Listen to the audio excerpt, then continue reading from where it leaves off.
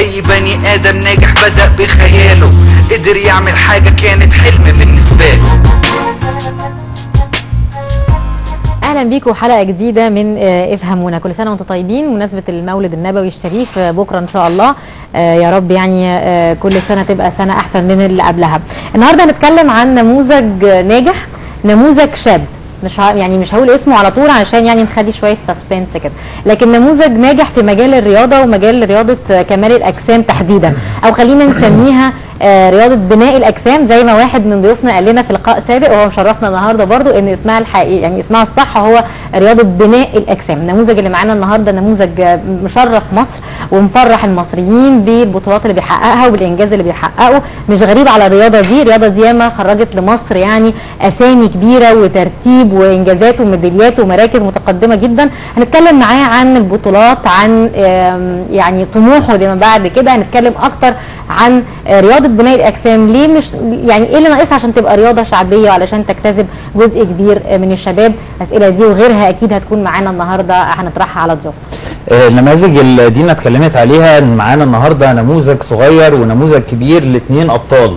النموذج الصغير اللي معانا هو واحد من الشباب اللي ما قعدش في البيت وفضل مستني الوظيفه او فكر وقال هعمل ايه في البلد، ما هي البلد مش ماشيه. لا، هو من 19 سنه كان بطل عالم، عنده 19 سنه بقى بطل عالم، عنده 19 سنه رفع علم مصر وسط 40 دوله. البطل اللي معانا النهارده هو اسماعيل خالد رضوان الشهير ببندق. اهلا بك يا اسماعيل. ازيك يا اسلام؟ اهلا بكم. البطل الثاني اللي معانا النهارده طبعا كان مشرفنا قبل كده في برنامج افهمونا وضيف عزيز علينا، هو بطل العالم للاساتذه والمدير الفني لمنتخب مصر والخبير الدولي في لعبه كمال الاجسام، وفوق كده كمان صانع الابطال كابتن عصمت صادق. اهلا بك يا كابتن. اهلا بيك يا حسام. احنا في البدايه عايزين نسال حضرتك عن الرحله الاخرانيه في البطوله. احكي لنا ذكرياتك، كانت عامله ايه هناك والبطوله عدت ازاي عليكم هناك؟ والله بطوله المجر بطوله من اجمل البطولات اللي انا يعني عشتها. انا سافرت بطولات كتير جدا جدا ولا تحصى ولا تعد، ولكن البطوله دي كان ليها طابع خاص لان يعني المجموعه اللي كانت معانا من الشباب مجموعه يعني كانت مترابطه جدا يعني، وبعدين كانوا قريبين مني قوي لدرجه ان احنا قابلتنا مواقف صعبه. مثلا زي اسماعيل كان وزنه كان زايد شويه، ويعني فوجئت ان هو وزنه زايد، وفوجئت بان زميله كريم برضو نفس الحكايه. فطبعا انا كمدرب او انا كلاعب معاهم وكمدرب بقى المنتخب او مدير المنتخب، رحت داخل معاهم الساونا وقعدت اشجع فيهم. خد وقت قد ايه عشان الوزن ينزل؟ يعني هو حوالي ساعتين. كان عنده حوالي 2 كيلو 800 جرام، فدي كانت فايده ليه هو، لان هو كان جسمه كان محمل شويه ميه. فلما دخل الساونا وجاب ميزانه وهو وكريم كانوا شكلهم رائع جدا جدا وكانوا ممتازين. الجرام دي بتتقاس بالجرام يعني مش هنقول 3 كيلو مثلا. لا فطبعا دي كانت حاجه جميله جدا. المجموعه دي كانت مجموعه يعني ممتازه جدا. بعد ما خلصنا البطوله عشنا وقت جميل جدا مع بعضينا، وانا نزلت اليوم كشاب صغير معاهم وعشت معاهم الوقت الجميل. الاحتفال بعد البطوله بقى كان شكله ايه؟ لا بعد البطوله طبعا ما اقولكيش يعني، هم الثلاثه او الاربعه اللي كانوا بيلعبوا اول ما خلصوا البطوله نزلوا على المول كبير جدا، في بقى شوبينج بقى ادوها شوبينج يعني. لا على الاكل. قعدوا بقى يعني جانك فود بقى وكل واحد يجيب بيتزا وخلصها انا نفسي في الكنتاكي اروح اجيب 6 شهور حرمان. ده 6 شهور حرمان. يوم واحد كم وجبه بقى في اليوم ده؟ طيب خدتوا كم وجبه في اليوم؟ لا ده وبعدين يخش السوبر ماركت الكبير يشتري بقى في حاجات لا الموبايل. طب بندق، انا برضه في جزء يعني كنت حابب ان انا اتكلم معاك فيه. طبعا بطوله انك انت وصلت للرقم ده وانك وصلت اول عالم، حققت حاجه اكيد كان مشوار طويل جدا تعبت فيه كتير، وكنت مستني ان يبقى في حاجه تعرف توصل لها وتلاقي ان البلد بتعرف تحقق لك اللي انت المشوار اللي انت تعبت فيه من خلاله. هل انت بعد ما رجعت الاستقبال كان يليق بهذه البطوله؟ والجزء الثاني من السؤال، دايما احنا مصر في كره القدم خدنا بطوله الامم الافريقيه 3 مرات ورا بعض، الدنيا قامت وقعدت بطوله المنتخب القومي لكمال الاجسام بقاله 7 سنين متتاليه عمال بياخد اول عالم، وترتيبه دايما ميداليات ذهبيه كتيره جدا، ولكن فين الكلام ده؟ ما بنسمعش عنه كمشاهدين او كجمهور مصري. انا عايز هزعلك شويه وهزعل كابتن عصمت من الكلام اللي انا بقوله ده، بس انا عايز اعرف البلد اديت لك ايه واديت لكابتن عصمت ايه؟ والله اقول لك حاجه، احنا وانا عندي 19 سنه عملت اول عالم. يعني النشيد الوطني اشتغل في وسط 40 دوله وكله وقف، فكان مصر فعلا متقدمه في مجال كمال الاجسام. يعني انا بحس ان انا بره معروف اكتر من مصر. فبطل عالم، فانا توقعت هاجي بقى تلاقي استقبال وصحافه وفي المطار واعلام والكلام ده، فجيت ما تلاقيتش الكلام ده خالص. حتى المكافاه بتاعتي اتاخرت في الوزاره، بقيت انا اللي بروح اخد الورق من هنا احطه هنا. فالموضوع فعلا كان صدمه بالنسبه لي. حتى اسلام اتكلم عن الموضوع ده برضه وانتوا ساعه ما شفت انت الفيديو. معانا كابتن عصمت وكابتن محمد مدني بطل العالم. فبصراحه كان صدمه بالنسبه لي يعني. وكابتن عصمت بالنسبه لحضرتك؟ والله طبعا اللوائح، احنا لو اتكلمنا عن اللوائح ما اتغيرتش من 45 سنه. يعني مصروف الجيب $15 من 35 سنه لغايه دلوقتي.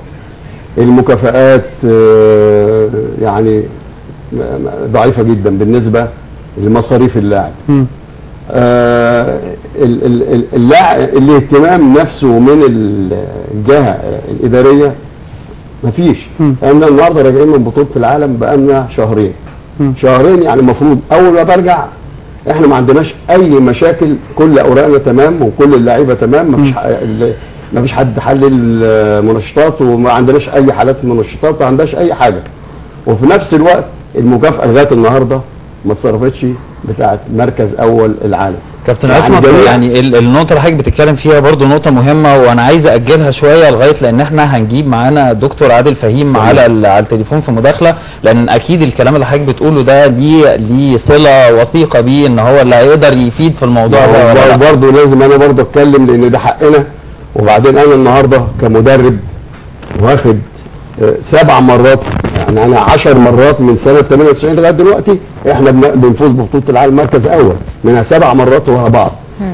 احنا كمدربين وكجهاز فني بقالنا 7 شهور ما قبضناش المرتب بتاعنا، ومع ذلك اشتغلنا ومع ذلك رحنا وسافرنا وجبنا بطوله العالم. عشان احنا بنحب البلد وبنحب رياضتنا. طيب احنا هنحاول يكون معانا دكتور عادل فهيم على التليفون كمان شويه، عشان احنا بنحاول نجيبه دلوقتي نتصل بيه عشان يكون معانا وناخد رايه في كلام كابتن عصمت. لكن بوندو ارجع لك مره ثانيه وقول لي انت 19 سنه كنت بطل عالم، ابتديت لعبه كمال اجسام امتى بقى؟ عشان ابتديت لعبه كمال اجسام وانا عندي 14 سنه بالظبط. كنت بلعب بطولات القاهره والجمهوريه تحت 15 سنه. بعد كده بدات العب بطولات بتبقى بطوله مجمعه 17 سنه، وبعد كده بطوله 19 سنه، بعد كده 21، بعد كده الدرجه الثانيه. كنت بلعب كل ده في يوم واحد واعمل فيه اول. في يوم واحد؟ في يوم واحد. كابتن عصمت ايوه. طيب يعني انا برضو عايز افهم، انت 14 سنه ده بتقعد تلعب جمهوريه وقاهره لغايه لما بتوصل لبطوله العالم؟ يعني انت بتاخد اول كل ده عشان توصل لبطوله العالم؟ طبعا. بعد كده في طبعا بعد كده في 2009 سافرت العرب، سافرت ناشئين وكبار يعني باللاعبين، يعني بلعب ناشئين واحد وكبار. عملت ثالث وثالث كان وانا عندي 17 سنه ساعتها. كابتن عايشة احنا معانا دلوقتي يعني بوندو، وكان معانا برضو في حضرتك كنت مشرفنا برضو في حلقه ثانيه، وكان معانا برضو كابتن مدني. هل في حاجه بتميز كل لاعب في بناء الاجسام عن الثاني؟ يعني ما شاء الله كلهم متقدمين ومتفوقين وبيحققوا مراكز عاليه يعني، لكن هل كل واحد فيهم مثلا ليه سمه خاصه؟ مش عارفه احنا معانا التليفون دلوقتي. طيب احنا معانا دكتور عادل فهيم. مساء الخير يا دكتور. مساء الخير يا فندم، وبغني البلاتو الجميل ده هو والحلقه الجميله، وفرحان بالجميل العظيم العملاق عصمت صادق، الشباب المتجدد الدائم كده هوت ان شاء الله، وابنه وتلميذه اسماعيل خالد بوندو، والحقيقه بنهنيهم على الهواء، وبنحييكم جميعا. طيب دكتور عادل فهيم، حضرتك نائب رئيس الاتحاد الدولي للعبة كمال الأجسام، ويمكن كابتن عصمت صادق دلوقتي كان بيتكلم في نقطة مهمة. يمكن حضرتك في تعريفك أو تقديمك لبندق وكابتن عصمت اتكلمت عن هم يعني يعتبروا عمالقة في لعبة كمال الأجسام، وخصوصا كابتن عصمت طبعا وبندق كناشئين، ومع ذلك يعني بنسمع كلام لغاية دلوقتي. عمالقة بندق لسه قدامه المستقبل كبير ان شاء الله. لا انا بتكلم على كابتن عصمت، بس هو يمكن عملاق في الناشئين. ومع ذلك لغايه دلوقتي كابتن عصمت كان بيتكلم في نقطه مهمه جدا، وهي فكره ان الناس ما بتاخدش حقها، يعني حقها اعلاميا او جماهيريا دي ممكن يكون حاجه تقصير مننا احنا كاعلام في ده، لكن حقهم بقى كماديا او من ناحيه الاتحاد نفسه، وخصوصا يعني كمان زي ما بيقولوا ده تقدير، وخصوصا دكتور عادل فهيم يمكن من الناس القلائل اللي حافظوا على منصبهم من بعد الثوره، وده معناه ان حضرتك اكيد جدير بالمنصب ده، فليه دلوقتي الناس دي ما بتاخدش حقها؟ والله الناس دي لو ما خدتش حقها انا مش عايز افضل في المنصب دهوت. انا عايز اقول ان الناس دي هي زي ما قال عصمت 7 مرات اول عالم، بقالنا اكتر من شهرين راجعين من الاكوادور، اتحدد لنا مرتين علشان التكريم بتاع معالي الوزير العبري فاروق، لكن لظروف خاصة بالبلد اتأجلت. الكلام ده هو مع كل احترامي دلوقتي احنا محتاجين التكريم دوت يتم، وانا معلوماتي انه هيتم قريبا الاسبوع القادم، واللعيبه تاخد مكافاتها، لكن التاخير ده شيء مش طبيعي ومش منطقي ومش مقبول. الحاجه الثانيه ان السنه اللي فاتت فعلا المدربين جات لنا نص قيمه المرتبات، ما جاتلناش القيمه كامله، وانا متاكد ان الوزاره هتصرف هذا المبلغ المتبقي لانه حقهم، ولو هم ما خدوش حقهم يبقى احنا فعلا ما بنعملش شغلنا. طب يا دكتور اسمح لي بس في نقطه مهمه يمكن يعني قبل ما نتكلم في الموضوع او الحاجات الاداريه دي، كان يناقش قريب جدا امبارح تقريبا قانون الرياضه. هل لما تم نقاش قانون الرياضه الجديد كان في من ضمن اللوائح تجديد اللوائح او تجديد بناء اللوائح؟ لان احنا عارفين اللوائح بالتحديد لبطوله كمال الاجسام او لعبه كمال الاجسام لوائح قديمه جدا وخلاص، يعني زي ما بيقولوا العنكبوت عشش فيها، فهل في تجديد لهذه اللوائح مره اخرى ام لا؟ والله انا شرفت بدعوة الاستاذ محمد حافظ رئيس لجنة الشباب والرياضة بمجلس الشورى ليا والبعض الشخصيات الجميلة رؤساء الاتحادات، وكان المفروض يكون موجود معانا سيادة الوزير العمري فاروق، لكن لظروف انا ما اعرفهاش ما حضرش، واحنا كانت المناقشة منصبة اساسا على تعديل اللوائح العتيقة القديمة اللي ملهاش اي نص دلوقتي في الوقت الحاضر. واعتقد ان احنا كلنا متفقين ان يكون هناك تفعيل لقانون جديد للرياضة، اعتقد انه هيرى النور قريبا يغطي ويعطي الوجه الحقيقي للرياضة المصرية، علشان كل لاعب بيعرق الاموال دي هي دماء الرياضة، فمن غير هذه الاموال مش ممكن تستمر الرياضة. وعشان كده ان شاء الله ببشركم ان الوزير العمري فاروق والحقيقة الاستاذ محمد حافظ في لجنة الشباب والرياضة في مجلس الشورى وكل الناس مهتمة جدا ان شاء الله. وخصوصا كمان يا دكتور عادل ان الناس اللي موجودة اللي بتحقق مراكز في الرياضة، يعني احنا قاعدين قدامنا ابطال عالم، يعني احنا طبعا مش هنتكلم عن الكوره عشان الكوره اللعبه الشعبيه الاولى في مصر، فالناس زي ما بنقول كنا لسه بنقول من شويه لما كسبنا كاس الامم الافريقيه كانت السما بتمطر فلوس، لكن الناس دي برضو في الاول وفي الاخر ابطال عالم، يعني ده راجل عمل بطوله رفع علم مصر في وسط 40 او 45 دوله. احنا بعد الثوره لا يمكن هنفرط في حق كل مجد.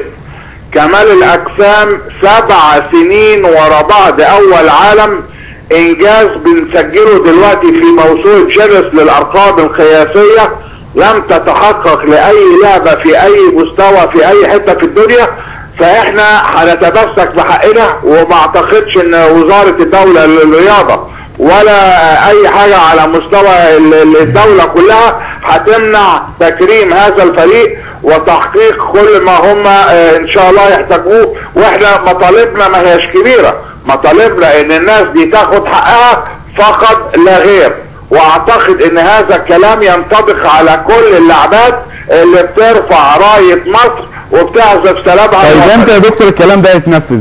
انا عارف ان يعني ان شاء الله هيتنفذ.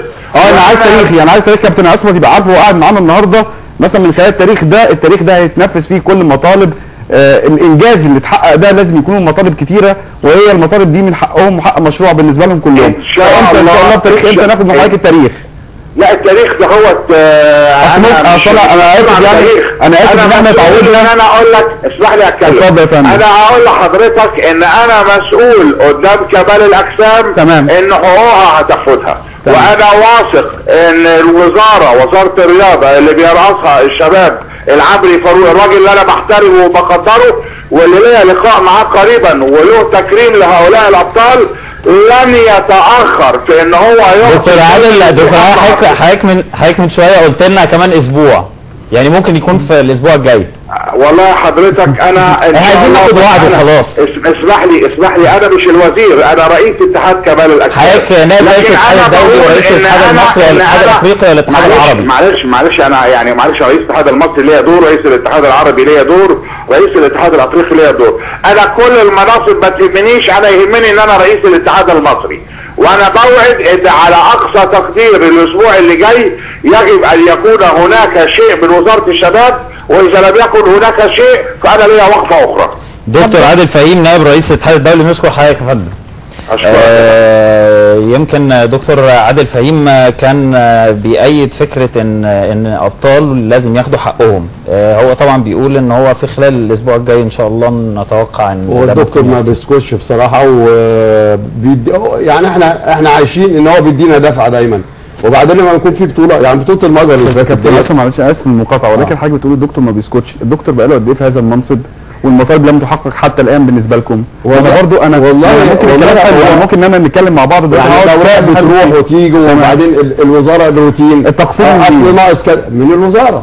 يعني احنا هنبعت نتائج ونبعت المراكز ونبعت ان ما فيش منشطات، يروح الورق يرجع يقول لك لا هاتوا لنا مش عارف من الوادة ان ما فيش منشطات. يا هم اللي بيعطلوا، انما احنا اول ما بنرجع بنعمل التقرير وبنبعت. تمام. طب احنا عايزين برضو يعني احنا جايين نحتفل برضو ببندق وبالانجاز. احنا جبنا لك اكتئاب طبعا، انت مش هتكمل بعد اللعبه بعد انت اللي سمعته ده. بؤس غير طبيعي، مفيش فلوس مفيش اي حاجه. لا عايز اسالك فعلا يعني اتمنى ما يكونش طبعا ان انت اكتئبت بعد اللي انت سمعته، بس اقصد انه يعني انت ناوي تكمل في اللعبه؟ انا مش عارفه انت بتدرس دلوقتي ولا بتشتغل؟ كليه تربيه رياضيه، رابعه تربيه رياضيه. طيب تمام، يعني كمان ما شاء الله الانجاز الرياضي ده ومع المذاكره.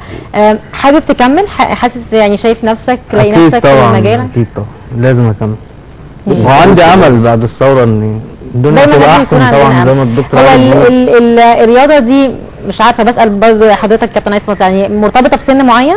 لا كابتن عصمت يعني شباب الحمد لله بالرياضه تبقى شباب، لان الرياضه مجدده للنشاط ومجدده للشباب.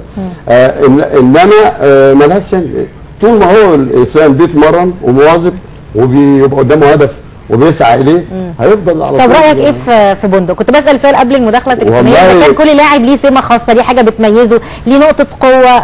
اسماعيل من اللعيبه، وبندق ده انا اللي مسميها له. قول لنا ليه صحيح؟ بقى عشان هو شكل بندق. شكل بندق كده.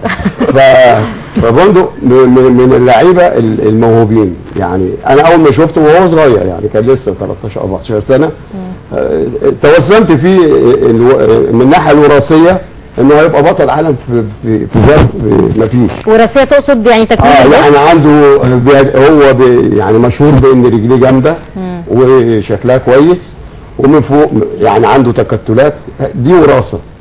فطبعا احنا بنبدا عن طريق ان احنا التدريبات بننمي له الحاجات ديت، والعامل الوراثي بالنسبه له كان عامل مهم جدا، وخلال حوالي من 18 شهر كان بطل عالم.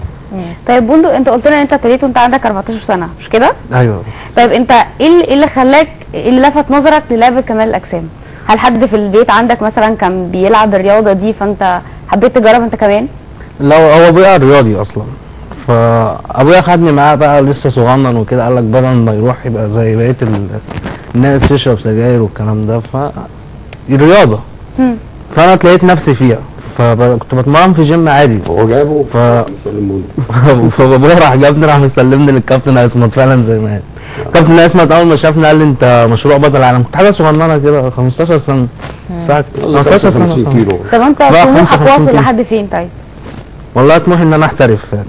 تحترف تحترف بره يعني تسافر طبعا بعد اللي سمعته ده هتقعد لا مش طبعا العب باسم مصر طبعا. امال يعني ايه تحترف؟ امال مش يعني ايه فاهم. تحترف؟ احترف يعني احنا بنلعب بطوله العالم للهواه. فاهم؟ دي هوايه. الاحتراف في بقى فيه بطولات فلوس وفيه محترفين كل بقى، في فلوس وسبونسرات والكلام ده. انت عارف يعني انا حتى كنت لسه ما بتكلم مع دكتور عادل فهيم على حكايه الحق اللي يرجع لكم، لان انا عارف ان اللعبه مكلفه جدا.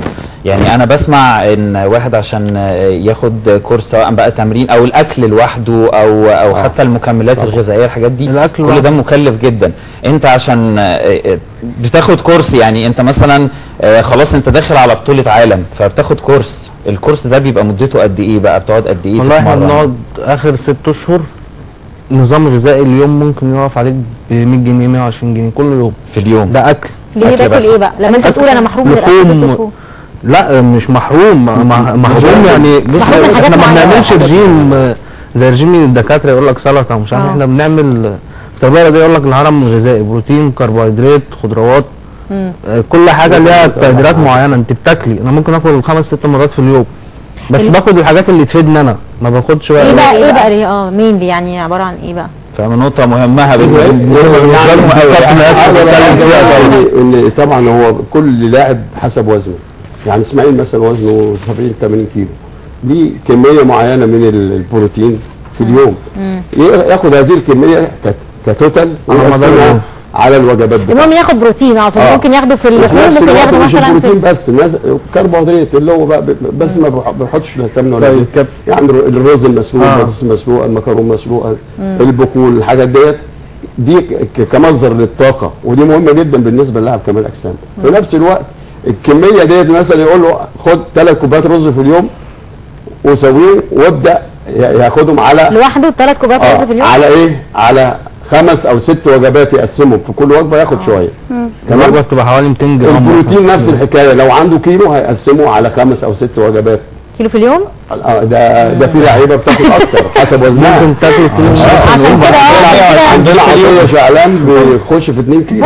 كابتن لعبه حسب وزنه. لعبه في ايام ما بتاكليش، شهور ما بتاكليش فيها غير لحمه حمراء كل يوم. طب كابتن لعبه زي دي ازاي اقدر اقول انها لعبه شعبيه؟ بمعنى ان انا مثلا اقول ان اللعبه دي شعبيه، يعني احنا عارفين ان اللعبه شعبيه قبل الصيف بشهرين عشان فورمه الساحل وبس كده. ده كل النهارده الجيمات الخاصه كترت جدا جدا، وبالتالي الشباب بيحب الرياضه ديت، عشان الرياضه دي هي بتخلي ليه شكل وبتخلي ليه رونق يعني. طيب بندق، انا كنت عايز ارجع معاك لنقطه البطولات تاني. انت اخر بطوله دي اللي هي كانت في المجر. ايوه تمام. انتوا وصلتوا في الاخر كان بيبقى كام واحد على الستيج؟ يعني بتصفوا بين كام واحد؟ احنا بنبقى حوالي 40 دوله. تمام. بنوصل ده اليوم الاولاني. تاني يوم بنبقى 6 لعيبه بس، بيبداوا يتقسموا بقى اول تاني تالت لحد السادس. دي والغريبه يعني انا بشوف حاجات، وبرضه ممكن كابتن اسمت يفيدنا في الموضوع ده. يعني ممكن تشوف مثلا واحد في الشارع يبقى جسمه ضخم جدا، ومع ذلك يجي مثلا واحد خبير زي كابتن اسمت يقول لك ايه ده، لو طلع على المسرح يبقى صفر ولا هيعمل حاجه. واحد بطل العالم مش باين في اللبس بالظبط. هل هي بحجم العضله ولا هي بايه؟ لا، هي باكتر من مقياس. يعني هي بالسيمتريه. السيمتريه يعني الشمال اليمين زي بعض، الهرم من فوق وتحت متناسقين وبقوه واحده. العضلات نفسها، الماسكولاريتي والديفينيشن، الحجم العضلي والديفينيشن. كل ما كان الاربع حاجات دول موجودين يبقى اللاعب متفوق. التناسق يعني.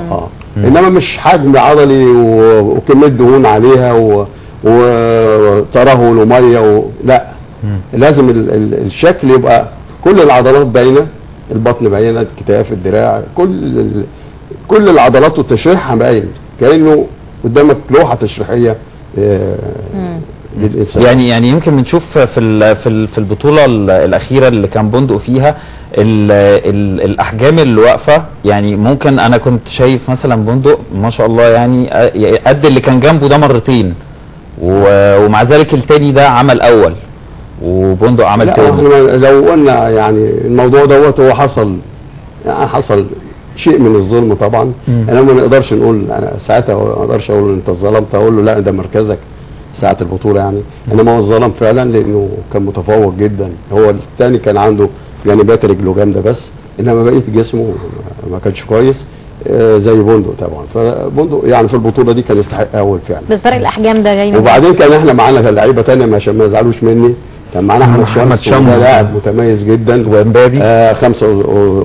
محمد امبابي فوق 75 كيلو، وكان معانا محمد امبابي وكريم عبد المنعم. احنا عايزين نقول برضو ان امبابي خد رابع وكريم خد تالي، يعني احنا واخدين الصف كله ما شاء الله. تاني وثالث ورابع. وكان معانا واحد اسمه كريم برضو، بس كريم علي ده من المانيا، جالنا مخصوص عشان يدهننا ويسخننا ويقف معانا. فهو اصلا مصري يعني مصري بيلعب هناك بقاله وهو مولود. جالنا سافر مخصوص لينا المجر عشان يقف معانا ويساعدنا. هو كان لاعب كمال اجسام، كان لاعب كمال اجسام وما زال لاعب كمال اجسام، واحترف بقى بيلعب اسم. لا هو لسه بيلعب بطولات المانيا كلها.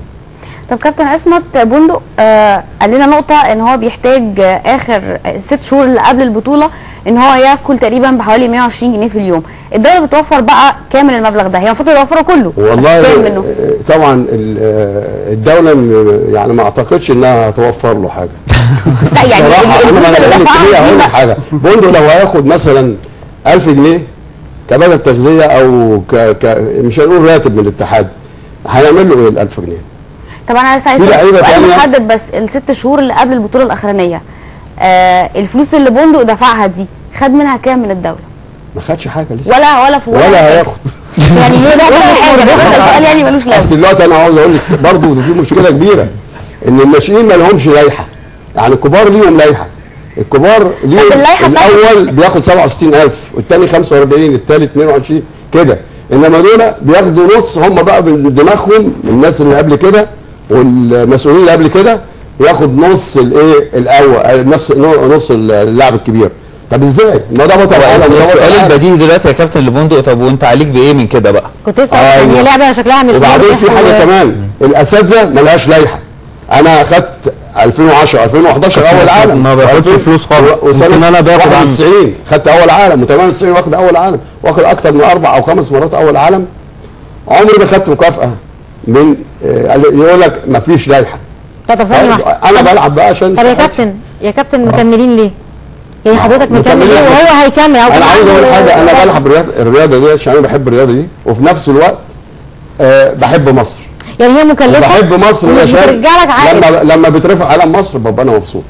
طيب بس برضو الدوله بقى هي تقدرني بقى او ما تقدرنيش، دي حاجه بتاعتها. ايوه دي رياضه مكلفه يا كابتن، وواضح انها مش مربحه ومش بتلاقوا الدعم لا الشعبي ولا الرسمي. طيب واي والله الاتحاد بيعمل اللي هو عليه، وبعدين الوزاره المفروض تزود الدعم. يعني مثلا في العاب بتاخد 2 و3 مليون، طب احنا بناخد مثلا 300,000، طب ما تخليها 2-3 مليون لينا احنا اللي احنا يمكن هل عشان مش لعبه شعبيه مثلا قوي لا دي لعبه شعبيه بتلعب حديد دلوقتي، مفيش حد دلوقتي ما بيلعبش حديد. اقصد انه يعني مثلا ما تلاقيش معلنين مثلا they have to sponsors مفيش هي انا عاوز اقول حاجه، لو بطولات صغيره، بطولات الجمهوريه وبطولات او اي بطوله دوليه في مصر يبقى ليها سبونسرز ويجي اي شركه او اي حاجه، الشركات ديت احنا نعمل لها دعايه، نعمل لها اعلانات، بس هو وهي تدعم اللعيبه هو دلوقتي ما فيش. انا مش هتدعم لو الشركه مش هتكسب من وراكم يا كابتن. لا ده بيزنس في الاول. اللعيبه دي كلها مشهوره وكلها معروفه، يعني على مستوى العالم الناس دي معروفين. فالنهارده ازاي اللاعب دوت بطل عالم وانا بطل عالم وده بطل عالم ومش مشهورين في بلدنا؟ ازاي يا كابتن؟ اللي هيحصل اللعيبه دي هتشير لما تتعمل لها دعايه عن طريق شركه. كابتن عصمت اسمح لي، يمكن انا كنت عارف انه كان قبل الثوره كان اللي بيرعى لعبه كمال اجسام كان رجل الاعمال المحبوس دلوقتي احمد عز. من بعد احمد عز ما فيش رجل اعمال تاني ظهر تاني يرعى لعبه؟ والله مش هيظهر، لان هو الباشمهندس احمد كان بطل وبيلعب كمال اجسام وكان بيحب لعبه كمال اجسام، فكان بيدعم كمال اجسام من حبه فيها بس يعني مش عشان مصر يعني. لا. ماشي. طيب احنا معانا فاصل، هنروح للفاصل ده ونرجع نكمل حلقتنا مع الابطال اللي مشرفينا النهارده.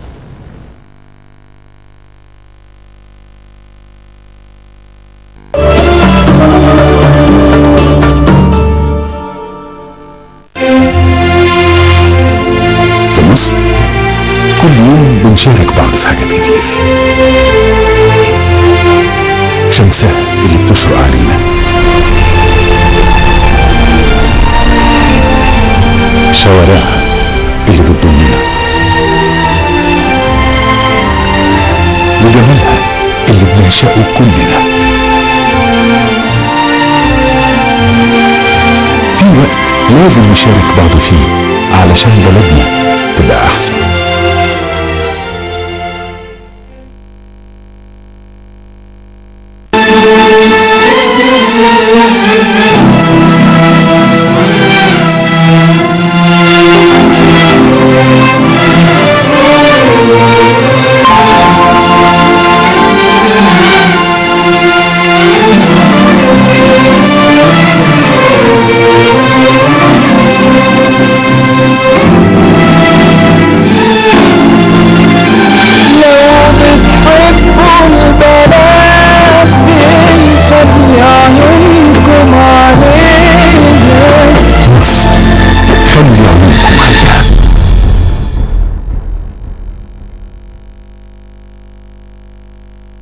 احلم معانا ببكرة جاي،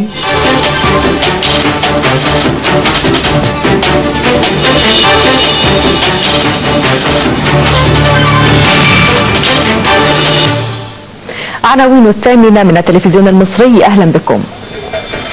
مسيرة الألتراس تستقر بميدان التحرير بعد وقفات احتجاجية أمام عدد من المناطق الحيوية للمطالبة بالقصاص لشهداء مجزرة بورسعيد. عقب لقائه مع رئيس المؤتمر الوطني الليبي الرئيس مرسي يؤكد تسوية ملف المطلوبين الليبيين وفقا للقانون ويبحث تعزيز التعاون الاقتصادي. تحت شعار حوار لا صدام، الرئيس مرسي يفتتح الدورة 44 لمعرض القاهرة الدولي للكتاب وليبيا ضيف الشرف. مجلس الوزراء يستعرض خطة للإعلان عن 1700 مشروع صناعي ويقر تثبيت سعر المتر بالجنيه في برنامج بيت الوطن.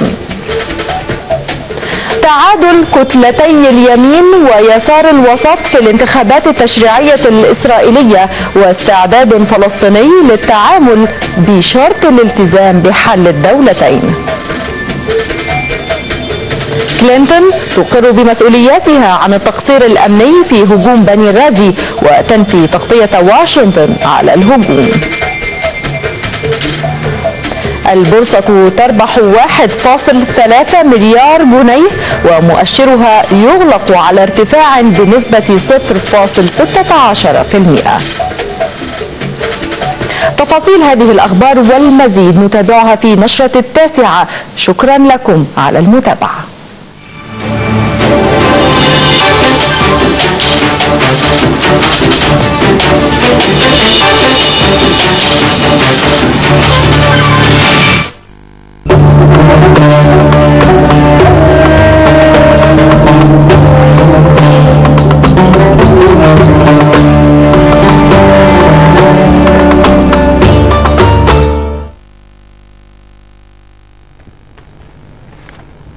مشاهدينا ورجعنا لكم مره ثانيه. طبعا يمكن اللي بيضحكنا دلوقتي كلنا ان الشكاوي المعلنه غير الشكاوي اللي في الغرف المغلقه زي ما بيقولوا، يعني في شكاوي في الغرف المغلقه كتيره جدا لهذه اللعبه، وللاسف الشديد سنين طويله ولحد دلوقتي ما تحققش منها اي حاجه.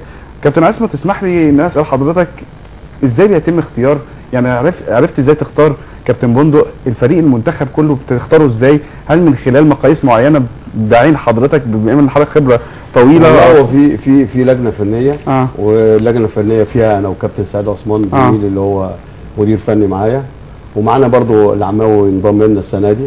فالثلاث مديرين فنيين مع بقيه اللجنه الفنيه، احنا حوالي 7 في اللجنه الفنيه. بنقعد وبنعمل طبعا ما بيبقاش في تحكيم، يعني احنا بنبص للاعب من وجهه نظر الفنيه، يعني حتى ما بيبقاش اللاعب جاهز 100% 60%، انما احنا من وجهه نظرنا الفنيه ان هو بعد فتره معينه، بعد هيوصل للفورمه المطلوبه، هيوصل للي احنا عاوزينه، ده نبقى احنا عارفينه. وبالتالي اللعيبه اللي عندنا معروفين ومعروف مستواهم، والجداد اللي بيخشوا وبيحققوا بيسافروا، وفي ناس من اللي هم بيبقوا معروفين ومشهورين وابطال عالم ما بيخشوش وبيخش بدلهم ناس. فعندنا الحته دي الدكتور عادل ظابطها جدا جدا يعني بصراحه. طيب بندق، عايزه اسالك، مفيش نجاح في الدنيا الا ولازم يكون فيه تضحيه قبليه وتعب كبير. كلمنا التدريبات بتاعتك، اتكلمنا احنا عن يعني النظام الغذائي اللي انت ماشي عليه. ايه التضحيات اللي انت ضحيتها؟ هل مثلا بتبعد عن اهلك فتره طويله ما بتشوفهمش عشان التدريبات؟ هل بتحس بتعب بدني؟ انا مش عارفه قوي ايه اللي ممكن يكون، يعني عارف الكواليس بتاعه الرياضه دي. كلمنا انت عن التضحيه اللي انت بتبذلها علشان تاخد المركز ده وتتقدم. هو بصي، انا ال6 شهور تجهيز بطوله العالم، اول 3 شهور بتمرن فتره واحده في اليوم، منظم اكلي الكلام ده. اخر 3 شهور بقى هم التعب بجد، بتمرن الصبح وبالليل، غير بقى اللي بيتعب معايا بجد والدتي يعني انا ما اقدرش ابعد عنها بصراحه. يعني ربنا يخليها لك. عشان هي تعمل لك الاكل يعني؟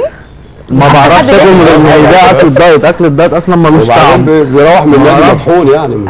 انتوا بتقعدوا في معسكرات يعني بتبعد عن البيت فتره ولا حتى لما بروح معسكر في اسكندريه او حاجه اقعد 15 يوم ولا حاجه باخدها معايا. يعني ما التدريب بتقول بتتدرب مرتين في اليوم او اكتر من مره في اليوم، التدريب ده بيبقى كام ساعه مثلا؟ بصي حضرتك، بيبقى 3 ساعات الصبح، وبعد كده بنعمل حمامات شمس وبتاع ساعتين بالليل عشان تاخدوا لون يعني؟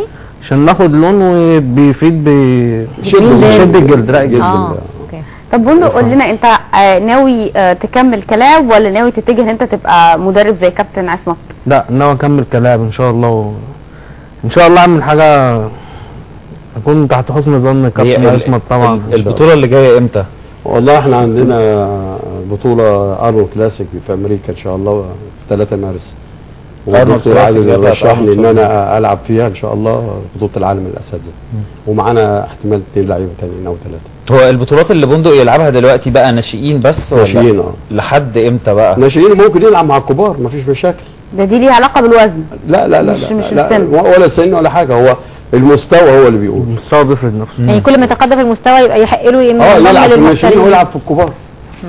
طيب بالنسبه بقى لبندق، حضرتك شايف البطوله اللي جايه بتاعته اللي هيخش فيها يشارك فيها امتى الماتش اللي جاي؟ والله هو يعني انا من وجهه نظري ان هو ما يرهقش طول السنه ويركز على بطوله او 2 في السنه، ودي بتبقى احسن يعني. لان لو لعب مثلا بطوله وبعدين فك وبعدين يلعب بطوله، فك يعني ايه بدا ياكل تاني وبتاع لا، فاحنا بنقول ان هو يلعب بطوله وتكون البطوله دي قريبه من بطوله العالم.